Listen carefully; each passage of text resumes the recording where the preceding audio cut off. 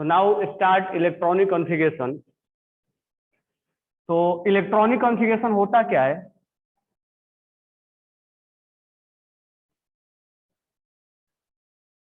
Electronic configuration होता क्या है? तो इलेक्ट्रॉनिक कॉन्फ़िगरेशन में हम इलेक्ट्रॉन्स का लोकेशन मालूम करते हैं कि इलेक्ट्रॉन्स किस सबसेल में कितना इलेक्ट्रॉन्स है। तो इसमें हमें इलेक्ट्रॉन्स, तो उसके पहले पढ़ने के पहले हम दो तीन बेसिक चीजें तुम्हें बता रहे हैं। तो बेसिक पॉइंट नंबर 1, हम ऑलरेडी ये सब बातें तो जानते हैं कि किसी भी एटम के सेंटर में न्यूक्लियस होता है जहां प्रोटॉन और न्यूट्रॉन होते हैं और इलेक्ट्रॉन्स आउटर सेल में रिवॉल्व करते हैं। Electrons are revolving in their outer shell around nucleus. ठीक है, इलेक्ट्रॉन्स अपने अपने पाथ पे रिवॉल्व करता है। बोहर ने इसको KLMN नाम दिया था। ठीक है, और आज के टाइम में यानी मॉडर्न केमिस्ट्री के अंदर जो नाम दिया जाता है इसको N=1, यानी N=1 मतलब ऑर्बिट नंबर 1, N=2 यानी ऑर्बिट नंबर 2 या सेल नंबर 2, N=3 यानी सेल नंबर 3, N=4 यानी सेल नंबर 4। ये सेल है। ठीक है, इसको हम ऑर्बिट भी बोलेंगे या सेल बोलेंगे। इसको हम ऑर्बिट भी बोलेंगे। तो एक पहला टर्म हमारा आया ऑर्बिट, या हम इसको बोलेंगे सेल।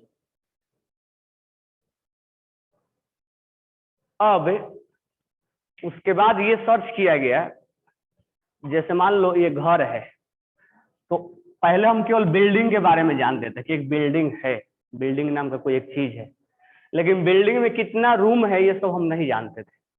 तो जैसे जैसे सर्च आगे बढ़ा केमिस्ट्री में, तो ये तब मालूम किया गया कि हाँ, इस बिल्डिंग में ये रूम है। ठीक है, इतने रूम हैं, ये रूम नंबर 1 है। तो उसी तरह केमिस्ट्री के अंदर, ठीक है, ये देखा गया कि ये सेल है, तो इसके अंदर सबसेल, सबसेल यानी सेल का, सेल के अंदर ये मान लो बिल्डिंग है, तो बिल्डिंग के अंदर रूम, तो इसके अंदर सबसेल निकला। सबसेल का नाम दिया गया एस सबसेल, यानी ऑर्बिट नंबर 1 में केवल एक सबसेल रहता है और उसका नाम है एस सबसेल। यानी ये ऐसे समझ सकते हो कि ये बिल्डिंग और ये बिल्डिंग के अंदर रूम। तो बिल्डिंग नंबर 1 के अंदर ऐसा देखा गया कि उसके अंदर एक ही रूम है। बिल्डिंग नंबर 2 के अंदर देखा गया कि उसके अंदर 2 रूम है, और जो एक रूम है उसका नाम दे दिया गया एस। और इसके अंदर जो 2 रूम है, बिल्डिंग नंबर 2 के अंदर ऐसा सर्च करके देखा गया कि 2 रूम है, यानी ऑर्बिट नंबर सेल नंबर 2 में 2 सबसेल है, एक है एस नाम का और एक है पी नाम का। तो बिल्डिंग नंबर 2 में 2 रूम है, एक एस नाम का और एक पी नाम का। सेल नंबर 3 में 3 सबसेल है, ऐसा सर्च करके मालूम किया गया, और 3 का नाम है एस है, पी है और डी है। तो shell number 3 hold 3 subshell which name is S, P and D subshell. Shell number 4 में के अंदर 4 सबसेल है, S, P, D, F, यानी एक के अंदर एक रूम है, 2 के अंदर 2 रूम है, बिल्डिंग नंबर 3 के अंदर 3 रूम है, बिल्डिंग नंबर 4 के अंदर 4 रूम है, SPDF। 5 के अंदर 5 होगा, SPDFG। तो हालांकि अभी हम F के आगे गए नहीं है, इन आने वाला फ्यूचर में हम जाएंगे भी। तो SPDFG, जी के बाद आएगा H। तो जब हम ये सब चीजें पढ़ लेंगे तो पीरियोडिक टेबल, जो मॉडर्न पीरियोडिक टेबल में जो अभी ब्लॉक है SPDF, इसके अलावा आगे 100 साल के बाद आने वाला दिनों में उसमें G भी जुड़ जाएगा और H भी जुड़ जाएगा, क्योंकि जैसे जैसे एलिमेंट का सर्च होंगे वैसे वैसे G और H, जैसे अभी 4 हम बोलते हैं कि 4 ही ब्लॉक है SPDF, तो आने वाला 100 साल 2 साल में ये G और H भी जुड़ जाएगा। हालांकि कोरोना पढ़ने देगा तब, नहीं तो ये जुड़ेगा भी नहीं। तो G और H, इसको बोलते हैं सबसेल, यानी Cell number 1 hold 1 subcell, that is S. Cell number 2 hold 2 subcell, that is S and P. Cell number 3 hold 3 subcell, SPD. Cell number 4 hold 3 subcell, SPDF. ये तो पहला बेसिक पॉइंट हुआ। दूसरा हमारा पॉइंट ये है, इसको मैं हटा दे रहा हूं यहां से। दूसरा हमारा पॉइंट ये है कि अब ये सर्च किया गया कि एस जो सबसेल है, सबसेल एस है, उसके अंदर मैक्सिमम इलेक्ट्रॉन 2 होता है, यानी वो अपने अंदर 2 से ज्यादा इलेक्ट्रॉन्स को रख नहीं पाएगा। 2 से कम रखेगा चलेगा, खाली रहेगा चलेगा, वैकेंट होगा चलेगा, लेकिन 2 से ज्यादा वो अपने इलेक्ट्रॉन्स को होल्ड नहीं कर पाएगा। 2 से ज्यादा इलेक्ट्रॉन्स को होल्ड नहीं कर पाएगा। क्यों नहीं कर पाएगा, सब बात आगे आगे करेंगे। पी के अंदर मैक्सिमम 6 इलेक्ट्रॉन होते हैं, यानी पी जो है वो मैक्सिमम 6 इलेक्ट्रॉन्स को होल्ड करता है। 6 से ज्यादा नहीं करेगा, 4 कर लेगा, अपने अंदर रखेगा, 5 रखेगा, 6 7 नहीं रख सकता है। ये इसका कंडीशन है। डी के अंदर 10 इलेक्ट्रॉन्स मैक्सिमम होल्ड करता है। 10 से ज्यादा वो अपने अंदर इलेक्ट्रॉन्स को होल्ड नहीं कर पाएगा। ठीक है। और उसी तरह अगर हम बोले एफ, तो एफ के अंदर 14 इलेक्ट्रॉन्स होल्ड कर पाएगा। ठीक है। अगर हम बात करें ऑर्बिट नंबर 4 में, 5 में अगर गए तो 5 सबसेल मिलेंगे, S P D F G. तो मुझे बताओ कि आने वाला दिनों में अगर जी का सर्च हुआ, जी का अगर सर्च हुआ तो जी सबसेल में कितने इलेक्ट्रॉन रह सकते हैं? जी सबसेल में कितने इलेक्ट्रॉन? बिल्कुल सही है, 18 इलेक्ट्रॉन रहेंगे। कैसे समझ में आया? तो 4 का डिफरेंस आ रहा है, 2 6 10 14 फिर 18 आएगा। अगर आने वाला दिनों में n = 6 में S P D F G H अगर आ गया तो एच सबसेल में कितने इलेक्ट्रॉन्स फिलअप होंगे? 22 इलेक्ट्रॉन। बिल्कुल करेक्ट है। हालांकि ये एक्स्ट्रा इंफॉर्मेशन में बता दिया, ये हमें अभी तो पढ़ना भी नहीं है क्योंकि ब्लॉग में है भी नहीं। तो ये आप पहले 2 पॉइंट्स को लिखोगे, फिर हम तीसरे पॉइंट पे आते हैं। Basic point number 3। Point number 1 ये है, पॉइंट नंबर 2 ये है। अब पॉइंट नंबर 3 ये बोलता है कि इसके अंदर अगर इलेक्ट्रॉन्स हमें देना है तो हम कैसे दें? तो हम इलेक्ट्रॉन जो फिलअप करते हैं वो इनके एनर्जी के अकॉर्डिंग फिलअप करते हैं, यानी इनका एनर्जी भी निकाला गया है। तो ये सब हम बातें करेंगे एटॉमिक स्ट्रक्चर में, किसका एनर्जी कम है, किसका एनर्जी ज्यादा है, यहीं पे बातें कर लेंगे। लेकिन एनर्जी क्या होता है एक्चुअल में, वो सब बातें हम वहां करेंगे। तो इनमें इनके पास एनर्जी भी होता है। अब ये जिसका लोअर एनर्जी होता है उसको पहले फिलअप किया जाता है, यानी दोज सबसेल हैज लोअर, दो सबसेल हैज लोअर एनर्जी,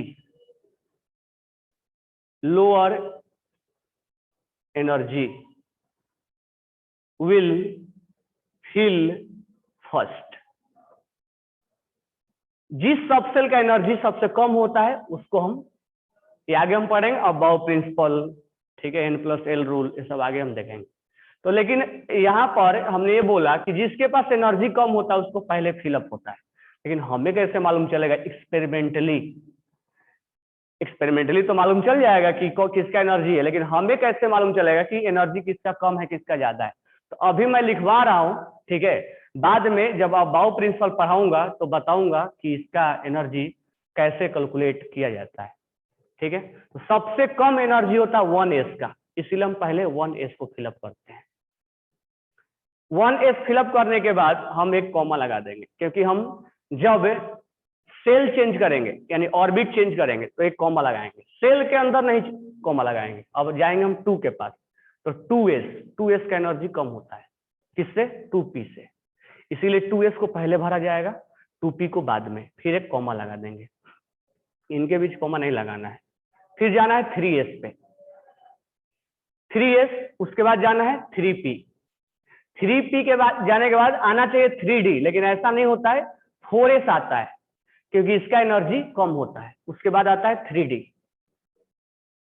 यानी 3D का एनर्जी ज्यादा होता है, 4s का कम होता है, इसीलिए 4s पहले फिलअप होता है।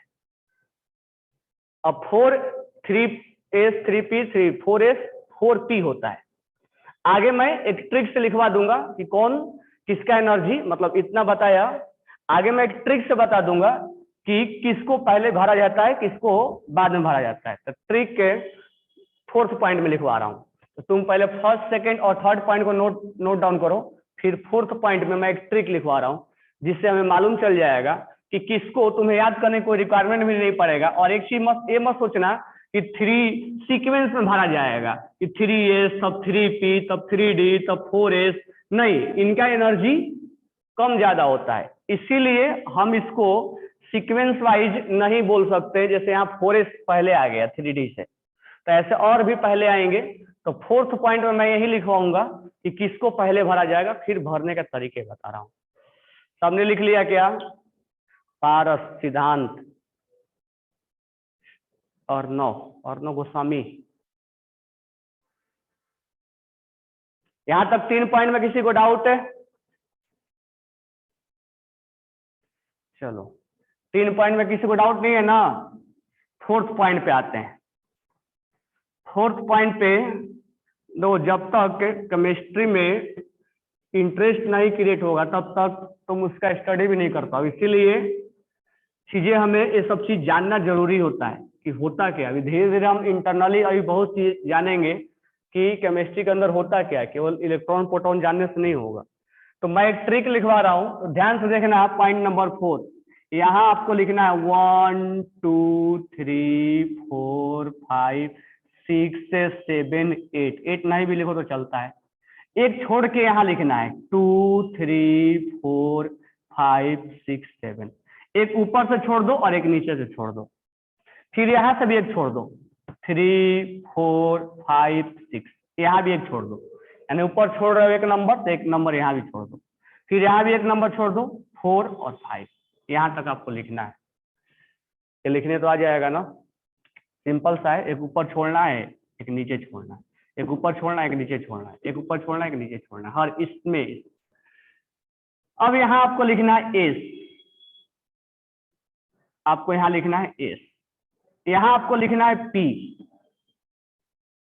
यहाँ आपको लिखना है पी, यहाँ आपको लिखना है डी, और यहाँ आपको लिखना है एफ। ठीक है, अब ये यहां से क्रॉस करना है, तो क्रॉस थोड़ा सही से करना, ये नहीं कि क्रॉसिंग इधर उधर नहीं करना है।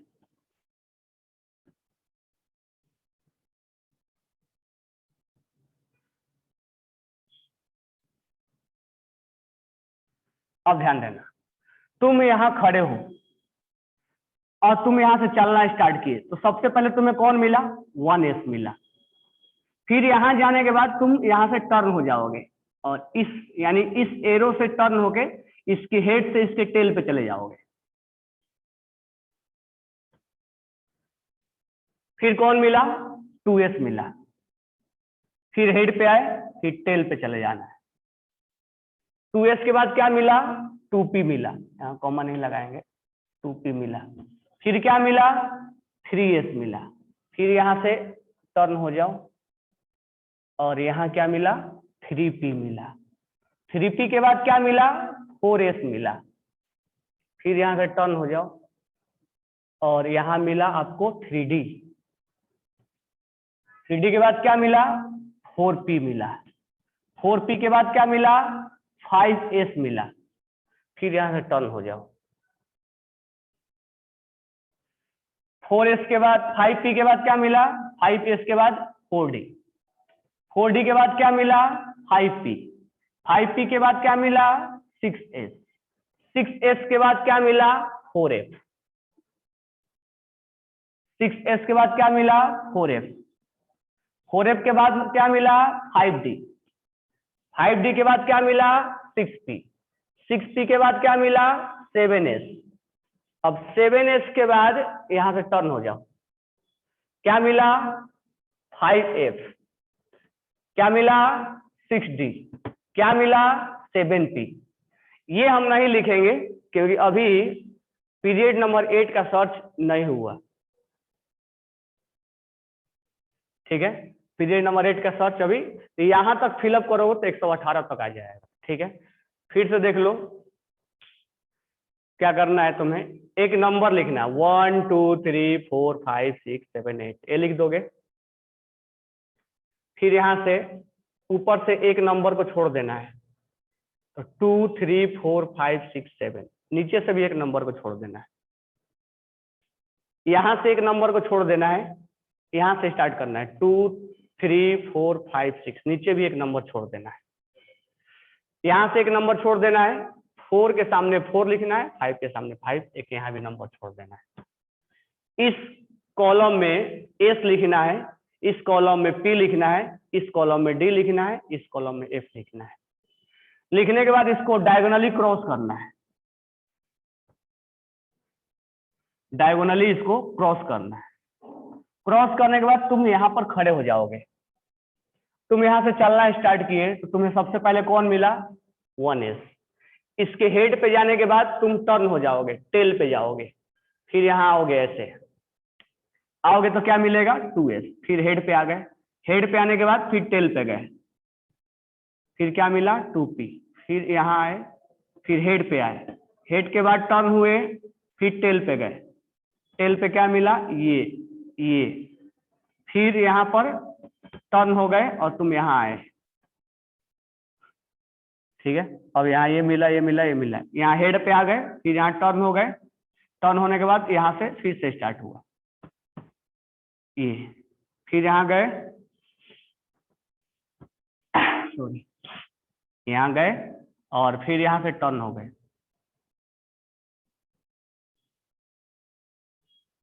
ये सबको क्लियर हो गया?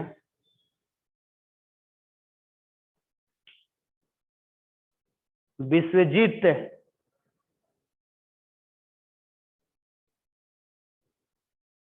एक ही मैसेज को 50 बार, सबको क्लियर हो गया? तो राइट डाउन कर लो। अच्छा, इससे हमें 2 क्वेश्चंस और भी मिल सकते हैं क्या? ये तो भरने का एक तरीका हो गया, इससे हमें पता भी लगा सकते हैं कि किसका एनर्जी कम है और किसका एनर्जी ज्यादा है। तो देखो, इसका जिसका एनर्जी कम है उसको पहले फिलअप किया जाता है। तो अगर 2 में कंपेयर किया जाए तो इसका कम होगा, इसका ज्यादा होगा। इस दोनों में कंपेयर किया जाए तो इसका कम होगा, इसका ज्यादा होगा। इन दोनों में कंपेयर किया जाए तो इसका कम, इसका ज्यादा। इस दोनों में इसका कम, यानी जो पहले भरा जाएगा उसको हम एनर्जी कम होता है। इसको राइट डाउन कर लो।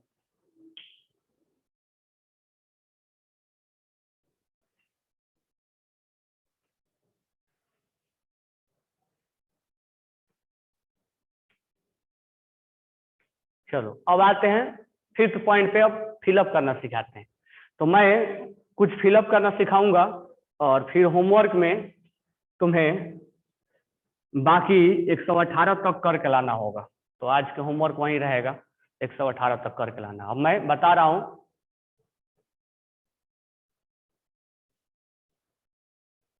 कॉमा का अब यूज करेंगे। कॉमा देखो, 2 नंबर अगर चेंज हो गया ना, सिंपल सा बात है, 2 अगर नंबर चेंज हुआ, 3 और 4 आया, यूज कर लो। सेम अगर नंबर है 3 और 3 सेम नंबर है तो हम कॉमा यूज नहीं करेंगे। जैसे देखो, हर जगह 4 और 5, 4 और 5, 6 4 5, 6 7 5, हर जगह नंबर चेंज तो कॉमा लगा देना है। क्लियर है आदित्य?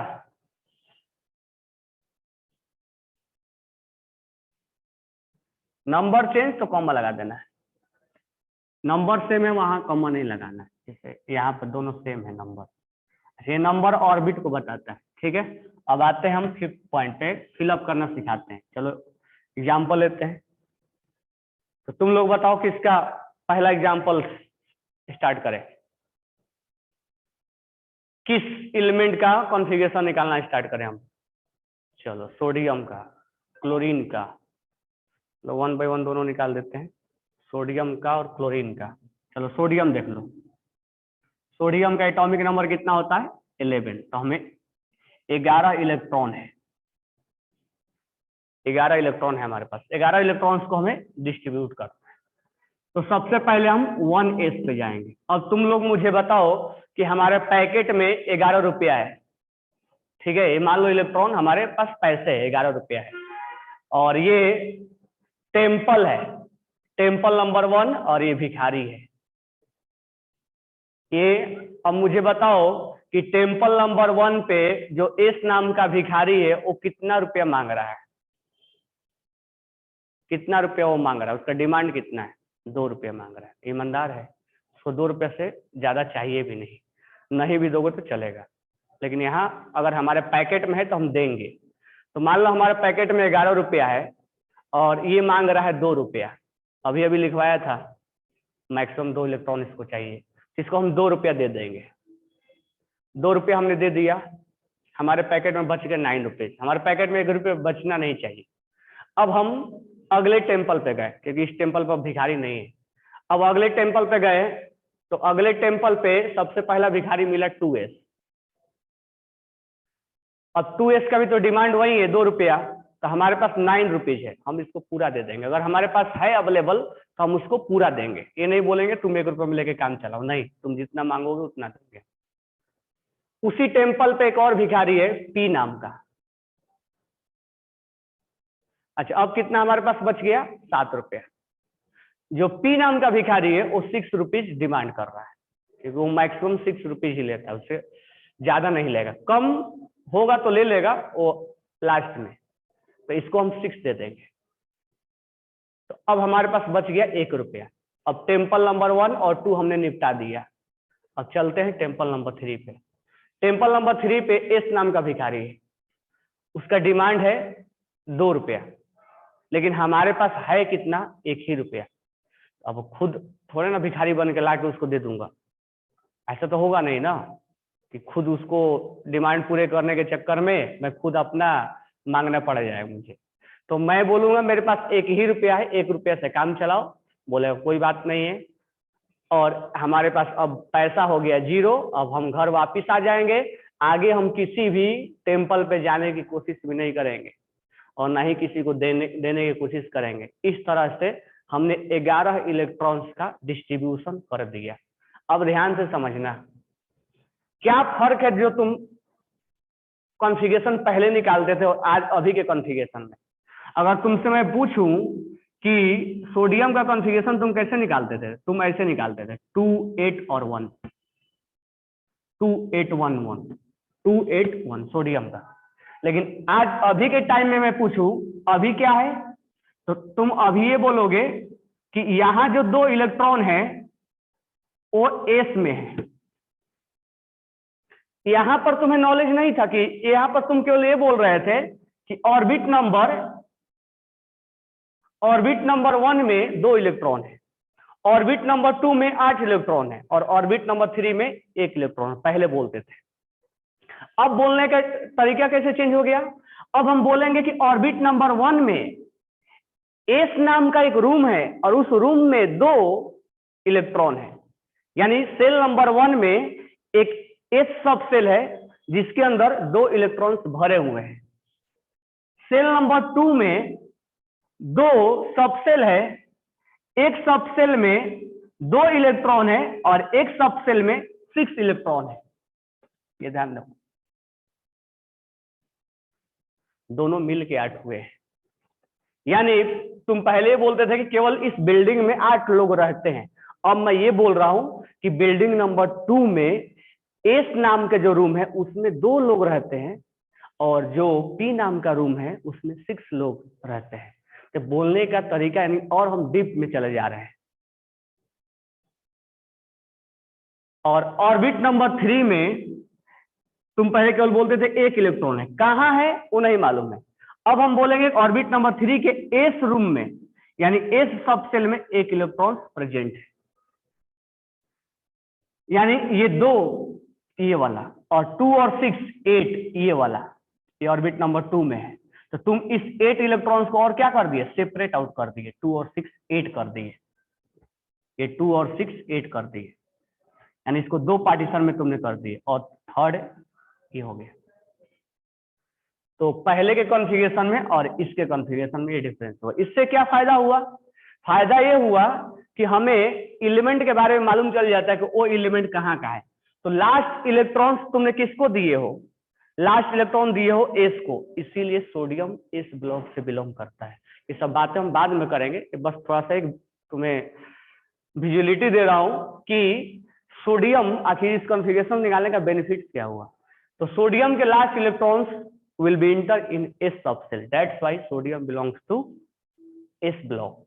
यानी जिसके लास्ट इलेक्ट्रॉन जिस ब्लॉक से बिलोंग करेगा, लास्ट इलेक्ट्रॉन जिस सबसेल से बिलोंग करेगा, उसी सबसेल को हम उस ब्लॉक का नाम देंगे। अगर एस इलेक्ट्रॉन में जाएगा, एस सबसेल में जाएगा तो एस ब्लॉक का होगा, पी में जाएगा तो पी में होगा, मतलब ध्यान भी रखना है। तो पहले के कॉन्फ़िगरेशन में और अभी के कॉन्फ़िगरेशन में ये हमारा डिफरेंस है, बहुत सारा डिफरेंस आएगा। अब चलते हैं क्लोरीन को निकालते हैं। क्लोरीन का अगर हम निकाले तो क्लोरीन का एटॉमिक नंबर 17 होता है। तो 17 इलेक्ट्रॉन है, हमारे पास 17 रुपया है। पहले हम गए टेम्पल नंबर 1 पे, भिखारी मिला एस, चिल्ला रहा है 2 रुपया दे दो, हमने 2 रुपये दे दिए क्योंकि पैकेट में हमारे पास 17 रुपये पड़ा हुआ है। अब गए टेम्पल नंबर 2 पे, जब तुम टेम्पल चेंज करोगे सोच लेना कि कॉमा लगाना है, यानी टेम्पल नंबर 2 पे गए, एस नाम का भिखारी मिला, मांग रहा है 2 रुपया, हमारे पास है भी, तो है तो पूरा देंगे, नहीं है तो हम नहीं देंगे। उसी टेम्पल पे एक और भिखारी है पी नाम का, मांग रहा है 6 रुपीज, और हमारे पास है भी, हम पूरा दे देंगे इसको, बच गया हमारे पास 7 रुपीज। अब हम टेम्पल नंबर 3 पे गए, एस नाम का भिखारी है, यहां से इसी सीक्वेंस में भरते चले जाएंगे। एस नाम का भिखारी है, मांग रहा है 2 रुपया, और 2 रुपया हमारे पास 7 रुपया है, हम दे भी देंगे, 5 रुपया और बच गया। उसी टेम्पल पर एक और भिखारी है, भिखारी यहां से तुम्हें मिलते जाएंगे। तो किसके बाद किसको फिलअप करना है उसके लिए ट्रिक बताया। ये मांग रहा है 6 रुपीज, लेकिन हमारे पास है ही नहीं, 5 ही है, तो हम बोले देखो 5 है, 5 रख लो, तो उसने रख लिया 5। अब हमारे पास बच गया 0, अब हम वापिस आ जाएंगे, आगे किसी को अब देंगे नहीं। तो इस तरह से इलेक्ट्रॉन्स को फिलअप किया जाता है। अब मुझे देखो यहाँ पर लास्ट इलेक्ट्रॉन तुमने किसको दिए, लास्ट अपना पैसे किसको दिए, पी को, that's why chlorine belongs to P block, that's why chlorine belongs to P block. बातें क्लियर हो गई। अच्छा, पहले के कॉन्फ़िगरेशन में आज के कॉन्फ़िगरेशन में क्या डिफरेंस है, तुम क्लोरीन का ऐसे निकालते थे, 287 निकालते थे ना, क्लोरीन का 287 निकालते थे ना। अब अभी के टाइम में क्या बोलोगे कि ये 2 इलेक्ट्रॉन्स कहाँ का है, एस सबसेल का है, 8 में से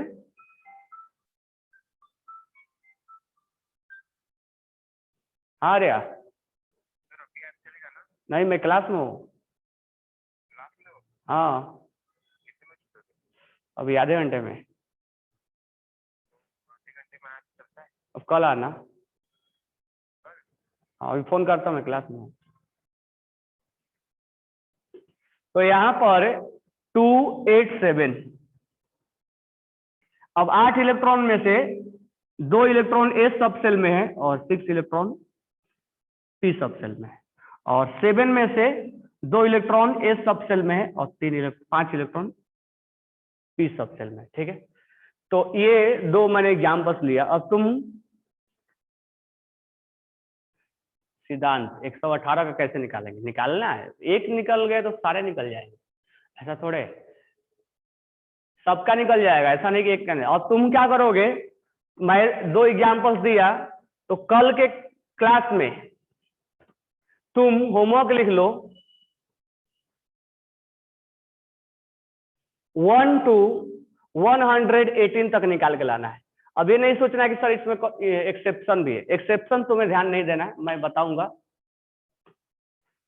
आयरन का कॉन्फ़िगरेशन सब निकाल के दिया मैंने 9th क्लास में दिया, और तुम पहले खुद से ट्राई करो, सबका निकल जाएगा।